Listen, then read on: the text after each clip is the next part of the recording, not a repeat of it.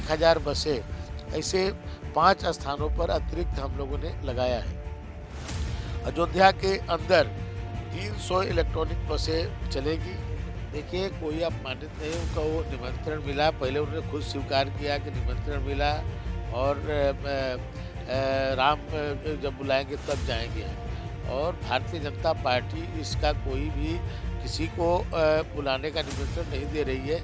मंदिर निर्माण समिति ये जिसको बुला रही है, सबको वो लोग बुला रहे हो सकता है। ये लोग वोट की राजनीति के खातिर ये तुष्टीकरण कर रहे हैं और ये कहीं न कहीं ये अपने वोट के लिए भयभीत हैं। राम मंदिर प्राण प्रतिष्ठा की जो तारीख है वो अब बेहद करीब है। 22 जनवरी वो दिन है जब प्रभु श्री राम अयोध्या आएंगे कलयुग में 550 सालों के संघर्ष के बाद। और हमारे साथ उत्तर प्रदेश सरकार के परिवहन मंत्री दयाशंकर सिंह जी हैं। इनसे बातचीत करेंगे कि आखिर परिवहन विभाग किस तरह से तैयारी कर रहा है अयोध्या को राममय बनाने की, क्योंकि पूरा देश राममय है और अयोध्या भी विशेष रूप से राममय है क्योंकि प्रभु आ रहे हैं। बातचीत करेंगे। सर, क्या तैयारी है 22 जनवरी को लेकर? परिवहन विभाग किस तरह से तैयारी कर रहा है, क्योंकि बसों में रामधुन बजाई जा रही है, और आगे की क्या तैयारी है? अयोध्या के बस स्टैंड को लेकर क्या अपडेट है अभी तक? देखिए, अयोध्या में केवल देश से ही नहीं, दुनिया से लोग जो है आ रहे हैं 22 तारीख के लिए। तो हम सब के लिए गौरव का दिन है ही है। लगातार अब अयोध्या में लोग आते जाते रहेंगे दर्शन के लिए। तो हम लोग केवल अयोध्या के आसपास का ही नहीं, हम लोग पूरे प्रदेश से जो भी अपने बाहर से भी जो लोग आने वाले हैं उनको सुरक्षित अयोध्या तक पहुंचाना, उनको फिर वहां से वापस जाने का सभी तैयारियों को हम लोगों ने बढ़िया ढंग से व्यवस्था किए हैं। कि कोई व्यक्ति अयोध्या आएगा तो वो काशी भी जाएगा, वो प्रयाग भी जाएगा, वो चित्रकूट भी जाएगा, वो वृंदावन भी जाएगा, गोरखपुर भी जाएगा। तो उसकी सबकी व्यवस्था हम लोगों ने किया। अभी तक 1000 बसें ऐसे 5 स्थानों पर अतिरिक्त हम लोगों ने लगाया है। अयोध्या के अंदर 300 इलेक्ट्रॉनिक बसें चलेगी। ये तो आपके विभाग की तैयारी रही। कांग्रेस पार्टी को भी आप लोगों ने निमंत्रण दिया, उनके आला कमान ने आने को मना कर दिया, लेकिन अब उनके प्रदेश अध्यक्ष अजय राय 15 तारीख को दर्शन करने के लिए जा रहे हैं। एक और कांग्रेस का नेतृत्व तो मना कर रहा है, दूसरी ओर अजय राय जा रहे हैं। किस तरह से देखते हैं इसको? क्या ये एक रणनीति का हिस्सा है कांग्रेस की? देखिए, प्रदेश अध्यक्ष कांग्रेस जा रहे हैं तो स्वागत है उनका। कांग्रेस पहले भगवान श्री राम को काल्पनिक मानती थी। और आप देखे होंगे कांग्रेस शासन काल में जो भगवान श्री राम ने राम सेतु बनाया था उसको भी तोड़ने का इन लोगों ने निर्णय लिया था। और आज यदि उनके अंदर आस्था जागृत हो रही है और वो जा रहे हैं तो उनका स्वागत है, क्योंकि राम सबके हैं और हम सब राम के हैं। अखिलेश यादव कह रहे हैं कि राम के नाम पर अपमानित कर रही है बीजेपी उनको। पहले उन्होंने कहा हमको निमंत्रण नहीं मिला, फिर कहा गया कि डाक से आया, फिर उन्होंने कहा जैसे डाक से आया वैसे डाक से जवाब भी भेजेंगे।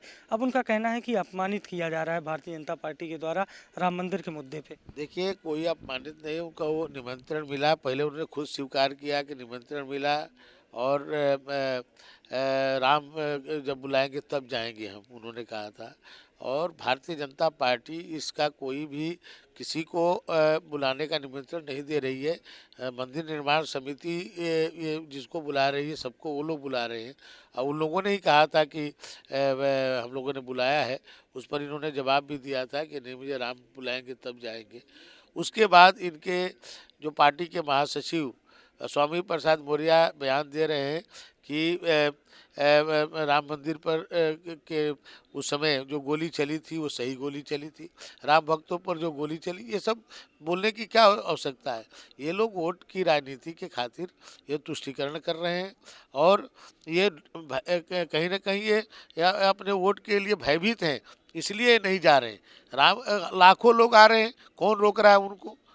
भाई, राम हम लोग की आस्था है, भगवान है, उनके दर्शन के लिए कोई रोक सकता है किसी को? उन्होंने तो कहा कि हमने स्वामी को मना कर दिया, फिर स्वामी लगातार इस तरह का बयान दे रहे हैं। ये एक क्या एजेंडा है, क्या है ये? नहीं, उनका एजेंडा है, जो बात स्वयं नहीं बोलते हैं उनसे बुलवाते हैं। नहीं तो कोई एक बार गलती करेगा, एक बार बोलेगा, दूसरी बार बोलेगा तो पार्टी में कैसे रह सकता है? यानी आप पार्टी के महासचिव भी बना रखे हैं और लगातार वो देवी देवताओं के बारे में टिप्पणी कर रहे हैं। और आप कह रहे हैं कि मना कर दिए। अरे मना कर दिया तो उसके बाद नहीं नहीं मान रहे हैं तो पार्टी से निकाल दीजिए। सरकार क्यों नहीं स्वामी प्रसाद मौर्य पे ठोस कार्रवाई कर रही है? लोग ये पूछ रहे हैं कि स्वामी प्रसाद मौर्य के ऊपर मुकदमे होने चाहिए, लेकिन कई मुकदमे भी दर्ज हुए हैं। और क्या कार्रवाई की मांग कर? देखिए, मैंने कार्रवाई जहाँ आवश्यकता पड़ेगी सरकार की वहाँ कार्रवाई करेगी, लेकिन मैंने ये सबके अपने विचार है, इन लोगों के ऐसे ही विचार है भगवान के बारे में। यही आज पूरा देश जो है गर्वान्वित है 22 तारीख के दिन के लिए, हम लोगों के लिए। ये भगवान का हम लोगों का पर विशेष कृपा है कि हम लोग ऐसे समय में पैदा हुए हैं कि हम लोग अपने आंखों से देख रहे हैं, हम लोग के सामने ये सब घटित हो रहा है। नहीं तो कितनी पीढ़ियां बीत गई, 500 वर्षों के संघर्ष करते करते उन लोगों को जीवन में अवसर नहीं देखने को मिला। वो जो है लाखों लोग शहीद हो गए, जिसके लिए बलिदान हो गए, उनको अवसर नहीं मिला। हम लोग सौभाग्यशाली हैं कि हम लोग के समय में ऐसा हो रहा है और हम लोग के आंखों के सामने घटित हो रहा है। हम लोग दर्शन भी करेंगे और बनते हुए देख भी रहे। तो ऐसे जो लोग भी अपने जन्म और जीवन को यदि धन्य करना चाहते हैं तो सबको अयोध्या आकर के दर्शन करना चाहिए और भगवान से आशीर्वाद लेकर के अपने जीवन को सार्थक बनाना चाहिए। ये हमारे साथ उत्तर प्रदेश सरकार के परिवहन मंत्री दयाशंकर सिंह थे, जिन्होंने बताया कि परिवहन विभाग ने किस तरह से तैयारी की है, इलेक्ट्रॉनिक बसें चलाई हैं, लेकिन सबसे ज़्यादा हमलावर दिखे स्वामी प्रसाद मौर्य पर, क्योंकि स्वामी प्रसाद मौर्य लगातार सनातन धर्म पर टिप्पणी कर रहे हैं। और दयाशंकर सिंह जी का ये कहना है कि स्वामी प्रसाद मौर्य जो कुछ भी बोल रहे हैं वो एक रणनीति का हिस्सा है। लखनऊ से सहयोगी आयुष के साथ मैं अभिषेक द लीडर हिंदी।